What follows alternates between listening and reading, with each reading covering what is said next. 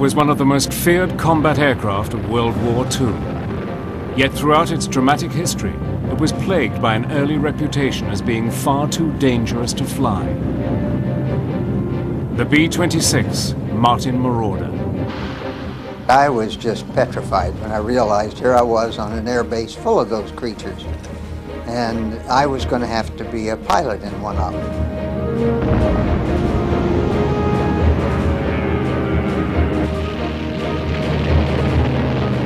Now, for the first time, the true story of its journey from death trap to fearsome adversary can be told. We knocked it down to rubble. We went twice a day, till we finally knocked it down and killed every German big enough to die. Using unique archive film and detailed color reenactments, Battle Stations enters the controversial and unpredictable world of the Martin B26 Marauder.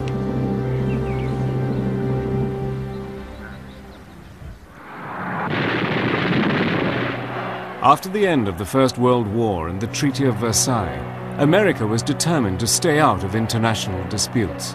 It adopted a policy of go it alone and retreated into a long period of isolation. For almost 20 years, the US armed forces fell way behind those of modernizing Europe.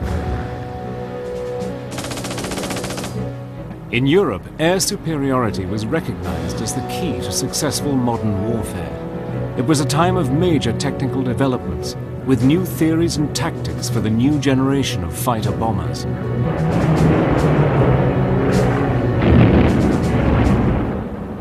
But by 1933, with Hitler's appointment as Chancellor, Germany had embarked on a rearmament program of epic proportions.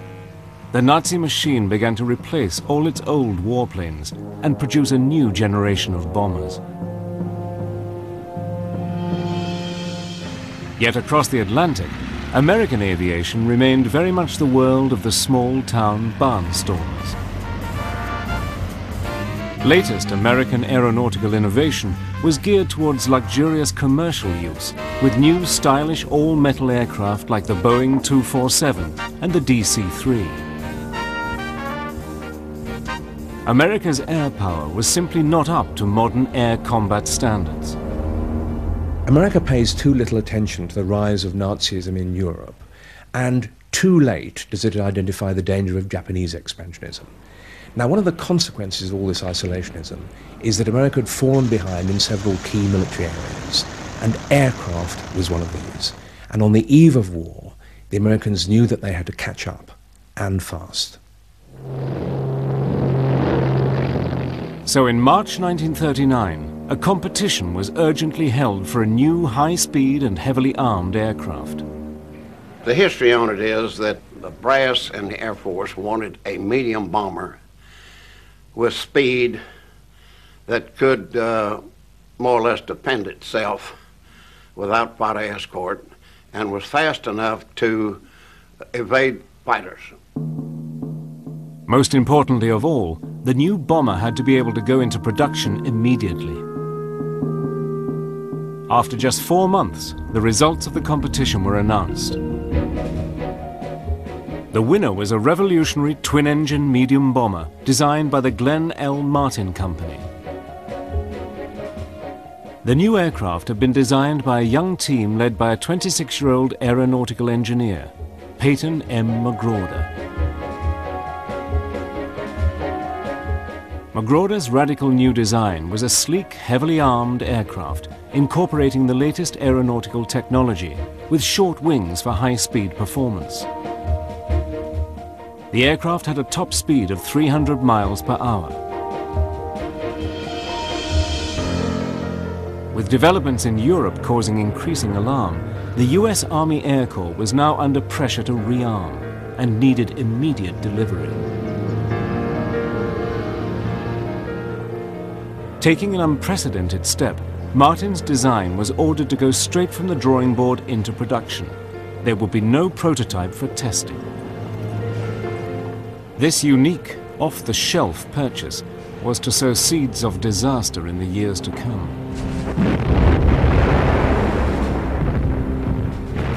Just weeks after the contract was awarded, the expected war in Europe erupted. In a rush, the Army Air Corps ordered additional modifications of extra armor plating, torpedo racks, and a top gun turret, all of which substantially increased the weight of the aircraft.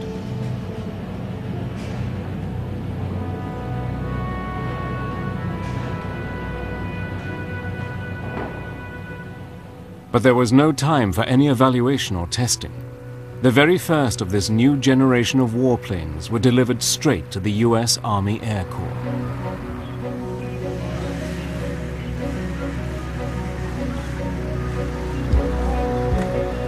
My first impression going out to the flight line and joining with the first pilot, the instructor pilot, was that I was getting into something that would be the most modern that I had envisioned of anything flying up to that point. And so I knew that I was in something different when I first climbed into that cockpit area. My first impression that compared with what we'd been flying, it was a large aircraft. And I had had no experience in an airplane that size.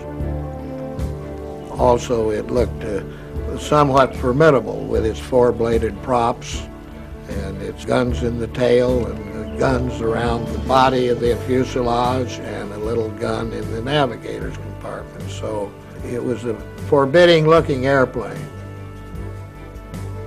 Cowl flaps open. Open. Marauder was an innovator and incorporated many new advanced design features, which included tricycle landing gear, an all-plexiglass nose, and the latest electrical bomb sight. Crew, stand by for takeoff. All right, here we go.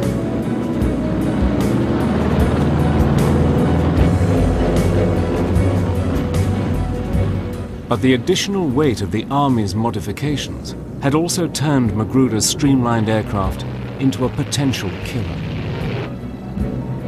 The twin-engined bomber now required extremely skilled handling from the new pilots, especially for takeoffs and landings. One of the first ones I flew was the 11th airplane off the line. And they were having quite a lot of problems with it. And if I recall, the second day I was there, one of them went in off the end of the runway and exploded. And let's say that got my attention. I had a feeling that I was trying to learn to fly something that was quite a bit more of an airplane than the trainers I had flown in flying school. And so it was a thrill and also a hint of caution that I'd better handle it very carefully and still be aggressive enough to learn to fly it as well as my instructor. Due to the lack of testing, the new aircraft suffered from a series of problems.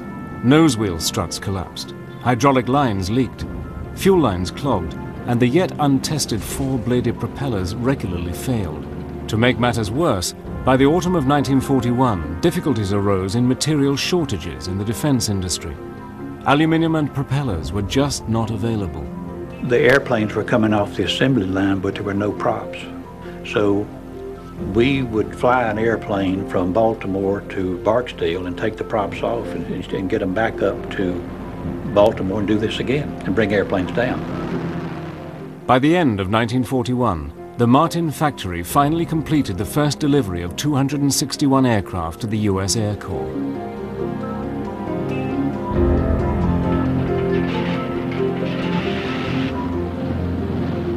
The delivery was just in time to be deployed in the front line of American forces in the desperate days after Pearl Harbor.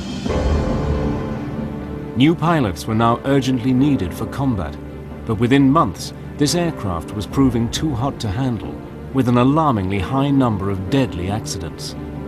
The B26 Marauder quickly gained the notorious reputation as the Widowmaker. I was just petrified when I realized here I was on an air base full of those creatures, and I was going to have to be a pilot in one of them.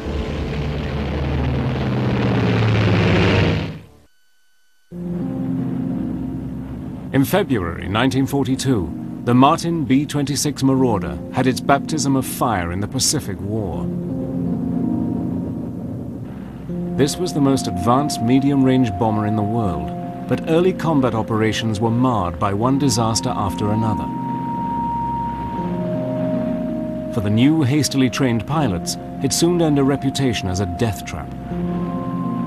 Coming right out of flying school and going over to Barksdale Field from Arizona, I really didn't know very much about it except that it was new.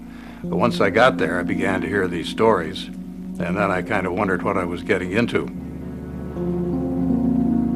They called it the Widowmaker, which it made lots of widows. They called it the Baltimore whore, which is a bad word, but that, they said, it had no visible means of support. And the flying torpedo, they had a lot of bad names for it.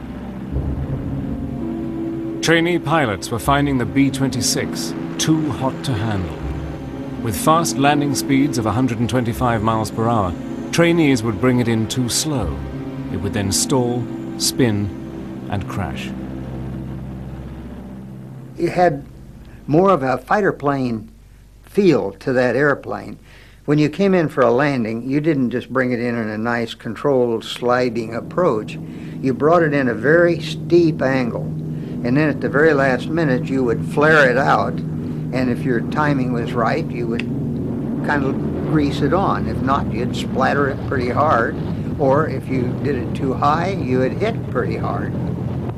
Pilots in training were having serious problems learning to fly the new bomber.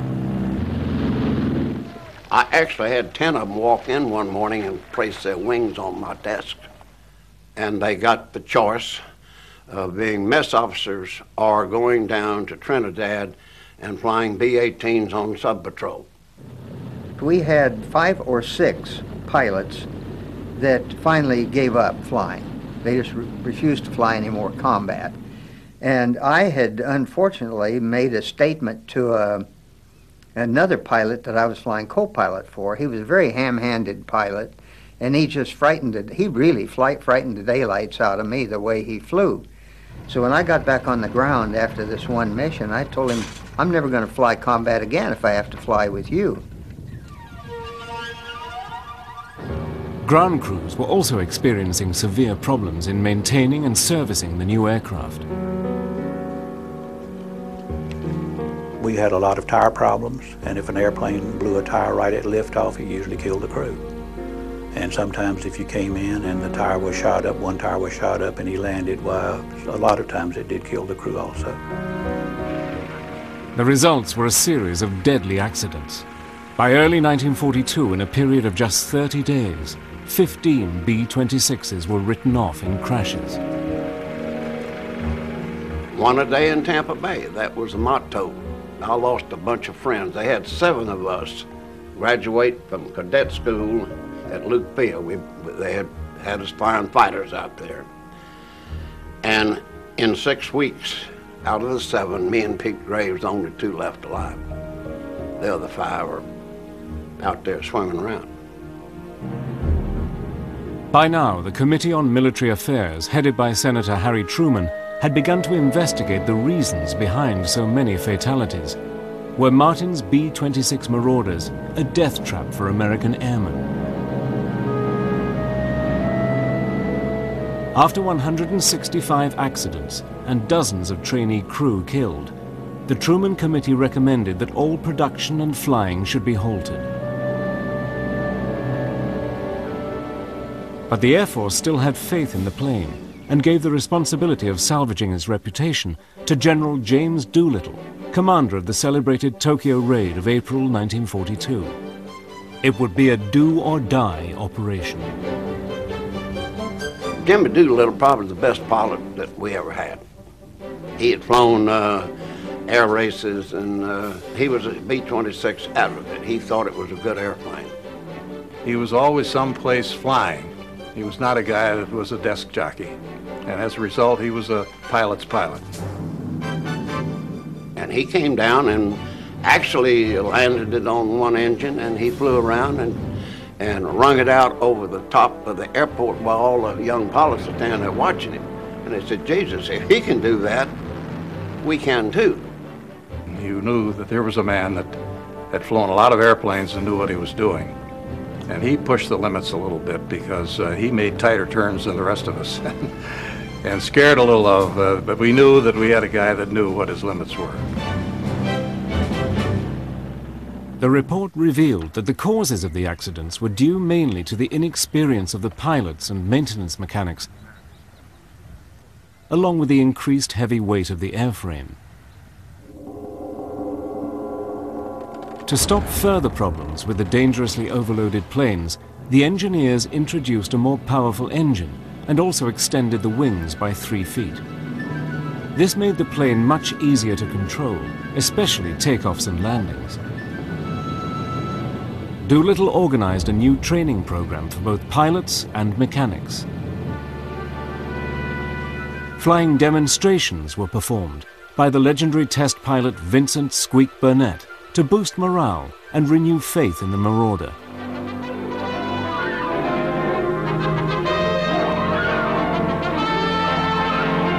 Here's the checklist, sir. Take a look, Jim. Since you're going to be a B-26 pilot, that's your Bible. Left landing gear and wheel well check. Well, that U-lock the crew member's removing is a safety precaution we have to prevent anyone from raising the landing gear while the ship's on the ground. You don't mean to tell me that's ever happened? That and worse. Now get on with that checklist and see that none of those other things ever happen to you. You fly her for a while, Jim. Get the feel of the controls. See how easily she handles. Controls are easy, aren't they? Smooth as a GI haircut. Doolittle's training program had rescued the B-26 from congressional action. But the stigma of the Widowmaker would not go away. The Marauder would have to prove its critics wrong where it mattered, in combat. And now the moment had come, as the B-26 Marauder headed for war in the deserts of North Africa.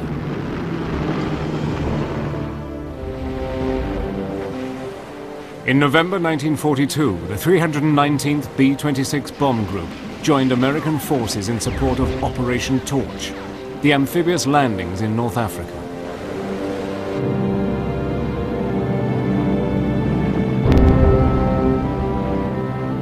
But using the new medium bomber for low-level ground attack operations could be disastrous. Early missions were riddled with organizational chaos. What happened in Africa that we had no strategy whatsoever. There was no bombing strategy, there was no coordination, there was no photographs, maps of the target. They were hand-drawn maps. In fact, our first flight that went out with 5 planes, none of them come back. The crews of the B-26 Marauders were capable of delivering a devastating attack, dropping up to 4,000 pounds of high-explosive bombs. The Air Force tried and tested new tactics, with massed squadron formation flying at medium altitude and bombing a single target for maximum effectiveness.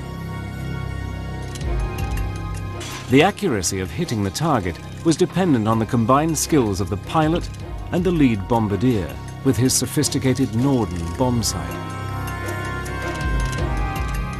The general routine was you had an initial point, they called it, a specific geographic point on the ground. You would turn then and go to what they call the AP, the aiming point.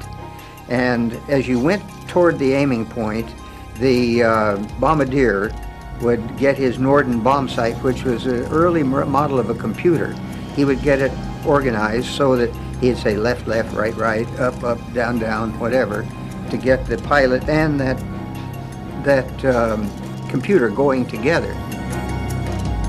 The Norden bomb sight was one of the US Air Force's most secret weapons. This early computer calculated exactly when and where to drop the bombs, allowing for altitude, airspeed, and crosswinds. And so when you get to your point and you call the pilot and say, okay, I have it, and you go straight and level, and you look in front of you and it looks like thunderclouds, it's black, it's dirty, you feel like, and you almost could, that you could see the Germans at their gun positions. then we would go on through. All we could do is just sit there like this because the airplane was being flown by that computer. It's a moment of truth where everybody has to stop wiggling around trying to evade the flak and wade through. You lean over, and when you do, you go for the eyepiece and you're watching the crosshairs that are moving. You stop them, and that means you've corrected to the ground speed. And when they get together, the bombs are gone.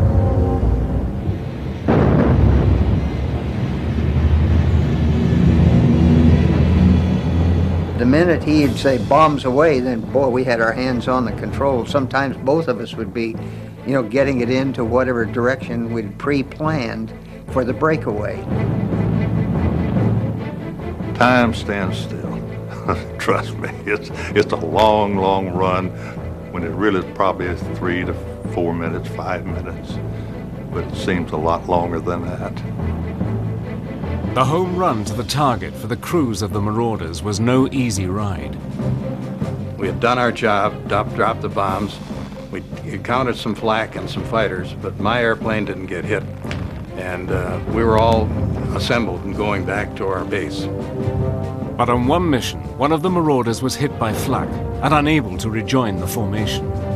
We were supposed to all stay together, and if a guy got crippled, it was his tough luck, but I didn't dare. I didn't want to do that. This guy was out there by himself. He could have been picked off. But I got close enough to be tightened up for defensive purposes to take a look at him. Well, he was flying straight and level, trying to keep it going, but he had to fly slower because he was crippled.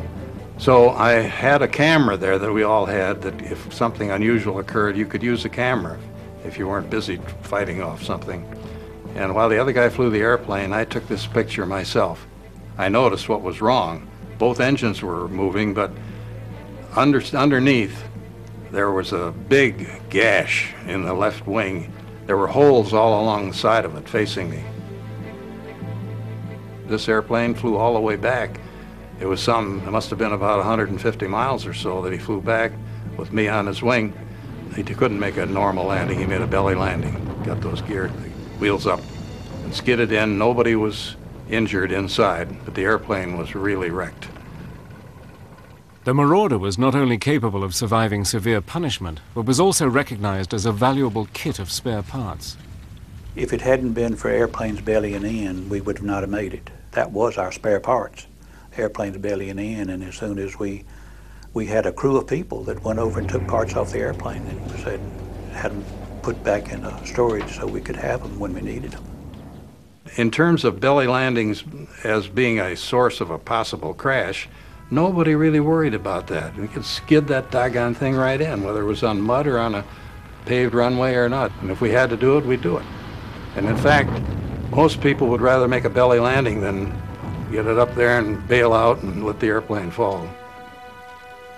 In the first 3 weeks of operation in North Africa alone, the B-26s of 319th Bomb Group had flown just 20 missions, losing 10 aircraft and 40 men.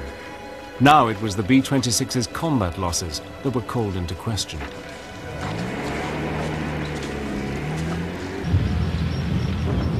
Within weeks, the American forces in North Africa had joined the British 8th Army in defeating the feared German Afrika Korps.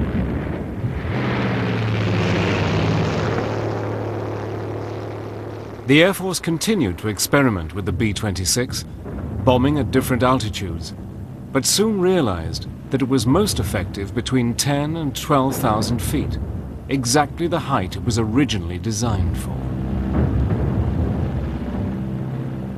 The first 3 or 4 missions, we went from the deck up to about 3,000 to 4,000, 5,000. Still wasn't enough.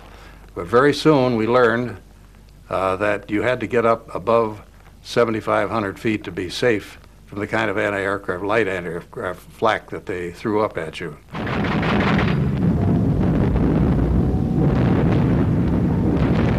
You knew you were going to be attacked coming out of the target area. So you had to get back into tight formation quickly so that your gunners would have the mass effect for the German planes who were coming trying to attack us. They'd like to have us scattered out and pick us off one at a time. And so we didn't want to have that happen. The B26 Marauder had proved to be a tough and durable aircraft. We had them come back with half the tail shot away and engine shot out. And 26 would absorb a lot of damage. It just seemed to me like that engine was well built. It would take a lot of beating. We had occasions where engines were shot out. We've been beat up any number of times where you get damage to the plane. There are even occasions where parts of the crews were killed. The plane came back. The Marauder was fast earning a reputation as a deadly precision bomber. And at the Casablanca Conference in January 1943, Winston Churchill persuaded Roosevelt to continue with the Mediterranean campaign to force Italy out of the war and draw German forces from the Russian front, preparing the ground for the invasion of France. In the Allied invasion of Italy, Martin's Marauders would add another deadly chapter to their history by taking part in one of the most famous and controversial conflicts of the Second World War, the battle for Monte Cassino.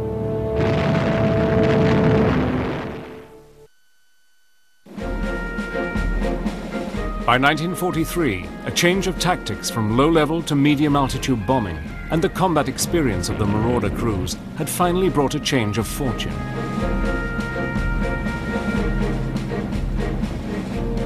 The Marauders were having increasing success on their bombing missions, but flying into enemy flak was always a terrifying experience.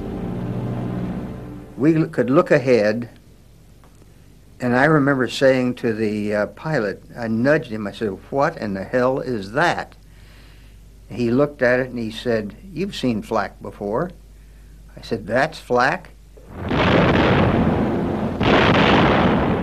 Well, here was this solid black band with red flashes all through it. Well, the Germans had already picked up our altitude, direction, and everything else, so they were just laying a barrage into our flight path. And I don't know how we got through that. I mean, you can almost walk on this stuff. It's big black puffs. And when you have one where your airplane shudders, that means you done took on some of this stuff. When you could see flak, then it was reasonably close. When you could hear it, it was very close. When you could smell it or feel it, it was terribly close, within 40 feet of you. Well, that's what we felt all the way through that black cloud, was the aircraft just bouncing, and the smell of cordite or whatever that powder is. We could feel the stuff, we could hear it, we could smell it. I was there as we were on the bomb run before we got to the target, and we were getting an awful lot of flak. But pieces began to fly off of our lead ship. They were bouncing off of us, and it was a scary experience. I had to try to keep straight and level while we're trying to get on our target. But in doing that, and worrying about the bursts of flak that were coming all around, all of a sudden I found there was a bump on my head, bang, like somebody hit me with a hammer and knocked my goggles flying and whatever else I had on my head to protect my skull. But it was a sudden shock. And what had happened was that a piece of flak came right through plexiglass, right straight ahead of me. And of course, if I'd have been done like my grade school teachers used to say, sit up straight, Conlon, I'd have been dead, and I would have gone right through here. Fortunately, I was a little slumped, and it went right through here, grazed the top of my scalp, but it hit hard, drew a lot of blood. It was a shock. It was a surprise, and I didn't know how bad it was, but I was not unconscious, so I could still function, but I had to get this blood stopped, and so the next thing happened was someone was bandaging me, and the other guy was flying the airplane till we could get back out of this flak, and fighters were now coming in too. I had a whopping headache for the next day, but other than that, I was okay. The Allied invasion of Italy was launched in September 1943.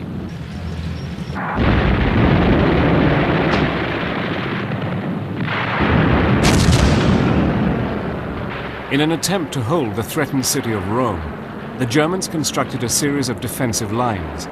The last and most formidable, the Gustav Line, was anchored on the heavily fortified garrison town of Cassino. Strategically, Monte Cassino is absolutely pivotal.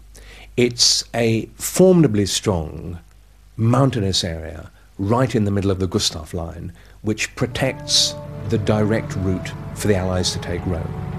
Now, what had happened in early 1944 is that not only had a direct assault on the Gustav Line failed, but the Allies had tried to get round it by going to Anzio, and that also had stalled. So one way or the other, they were going to have to solve the problem of Monte Cassino. Throughout the weeks of heavy fighting, the sacred monastery of Monte Cassino had been left untouched. This 5th century monastery, founded by St. Benedict, was internationally renowned as a place of holiness, culture, and art. But the Allies suspected that it was the base for the German defenders. In a highly controversial move, it was ordered to be destroyed. And of course, all the Catholic people and all totally freaked out, because you ain't supposed to do that. You know, it's a shrine. Well, it ain't no shrine if the Germans are in there with machine guns killing our boys. Gentlemen, we all know the purpose of this operation against Cassino. The timing works like this, sir. The attack will be opened by medium bombers, beginning with the B-25s, the Tactical Air Force. Then come the heavies in waves of 15-minute intervals. Following the heavies, the B-26s will complete the attack.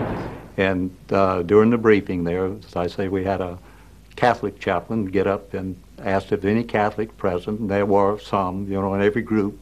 And the next question was, do you want to go? And if you don't want to, you don't have to. Yeah, but the Pope said, give them hell. So we did. The sky was full of every kind of aircraft that I knew of in the whole Southern European theater. The B-17s, B-24s, the P-47 dive bombers, the Spitfires that we had covering us, the P-51s that had just come in. Everything was in the air. The Germans were firmly dug in, and as the formations of marauders approached Monte Cassino, the skies were ablaze with flak from the German guns. We're getting shot up pretty good, but you see, the pilot, he don't see a lot. In other words, he goes up there on the lead ship. Now, he flies the airplane up to this bomb run, and at that point, this Norden bomb site takes over. Well, I remember seeing the casino. It was a white building sitting up there, and to me it looked like a white picket fence, you know, around it.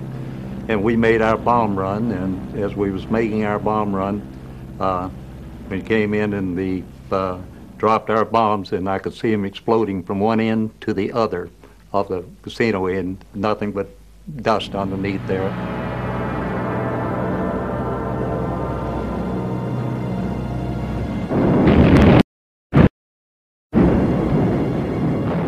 On February the 15th, 1944, to the shock of the world, the monastery was leveled.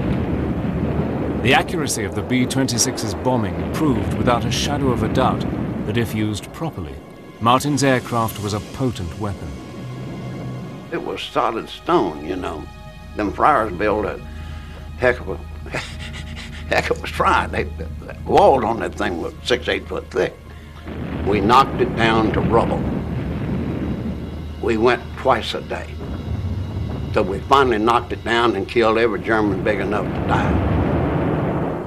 The Germans, after we bombed, they come out of the rubble and were still holding it, so the British and the Americans both had a hard time taking it, even after we blew it up.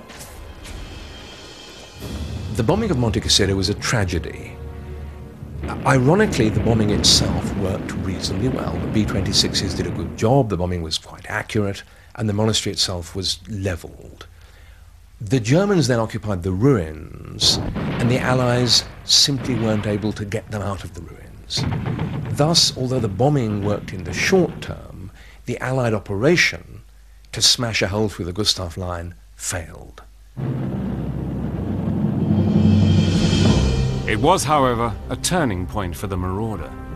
The introduction of the new Norden bomb sight, the quality of bombs it could deliver, and the speed and handling of the aircraft had all combined to make it a formidable machine.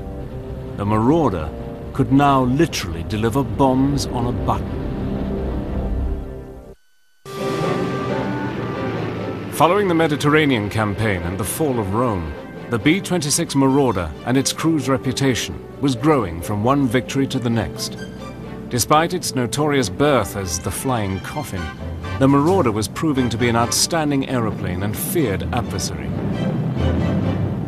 The improved bombing accuracy and switch to medium-altitude tactics meant that the Marauders had now come into their own.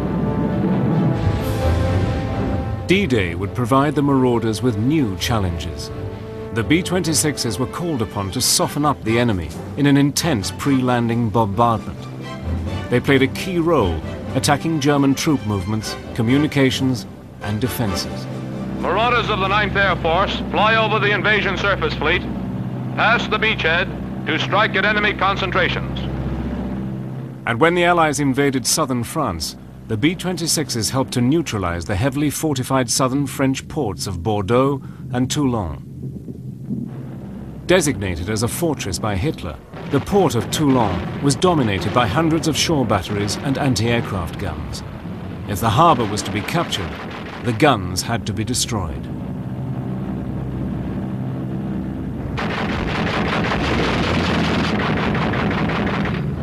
From 10 to 11,000 feet, we could put 90% of the bombs in a 600-foot circle. We could hit the target, we could defend ourselves, and hit it and get back. In 48 separate missions, losing just 8 aircraft, the Marauders dropped one of the most concentrated barrages of the war. Never before had the Marauders' ability as a precision bomber proved so effective. On August the 23rd, 1944, Toulon fell. The Allies' successful campaign continued across occupied France, and by August 1944, Paris was liberated. Now, with Germany buckling under, the Marauders were deployed in bombing enemy defensive positions on the eastern side of the Rhine. The medium bombers were ideally suited to destroy the enemy's road and rail networks. In the final months of the war in Europe, the formidable B-26 crews were flying a record number of missions, often under heavy attack. The much-maligned medium bomber now had a reputation for flying into battle and achieving pinpoint accuracy.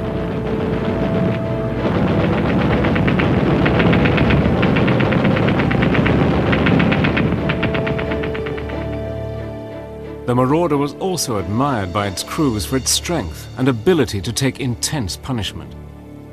Towards the end of the war, on a bombing mission across the Rhine, B-26 bombardier Charles Meuse had an experience he will never forget. We were just 20 miles or so from Strasbourg, and we took a hit. Then the next hit, we got, I think, was in the bomb bay. And at that point, we realized that we were hit. We were not going to make it. It was chaotic.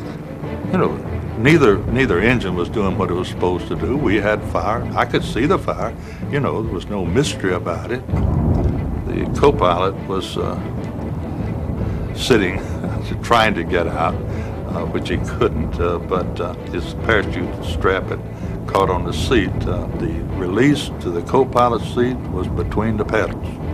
I could reach it. I did reach it. I pulled her sideways, and he went backwards. After successfully releasing the co-pilot, Meuse was able to make his escape from the bombardier's position. So we got the co-pilot. He was the first one out. We got him through. The top turret gunner was dead.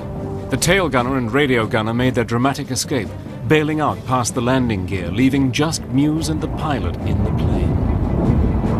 We were trying to debate whether or not we would stay with the plane because we could see the Rhine River and we could see safety and home. we finally got to the point saying, no, we're gonna take the way out, and out we went. I remember the tremendous quiet as you're hanging on a parachute, swinging gently in the breeze, you hope, and everybody's gone, everybody's left you. I was not heroic. I knew when I was caught, and I stopped and promptly showed my hands and stood still, and so then it was taken prisoner. Muse was captured along with the rest of his crew. They spent the last few months of World War II as prisoners of war. In May 1945, victory over Nazi Germany was complete. By the end of the war, the record of the Marauders was outstanding. Its bombing accuracy had made an important contribution to winning the war in Europe. The B26 had made aviation history. With an enviable record for survival, its actual combat losses were fewer than any other Allied bomber in the war. Dogged by its reputation as a Widowmaker from cradle to grave, this remarkable plane was tragically buried without the military honors it so richly deserved. With the war over in the late autumn of 1945, the 500 remaining B-26s were blown up for scrap in Germany. Ironically, the aluminium was collected to help rebuild the devastated German metal industry. I would say that considering its birth, when it came out and how many people it killed, it was a bad airplane. Now, as we learned to fly it, and as the mechanics learned to maintain it, it became a good airplane. You'd have holes all over the airplane and still it was flying. Come home on one engine, fly almost the whole distance on it. And that was a pleasant surprise. And so that we kind of loved that airplane after seeing what it did for us in so many missions. That was probably one of the greatest aircraft that we ever had in the military in those days. In terms of its ability to take a terrible, terrible beating. And that was one thing that made it tenable for us to fly that airplane and keep on flying it, because we knew that sucker would bring us back. You know, it might be hard getting back, but it would get us back.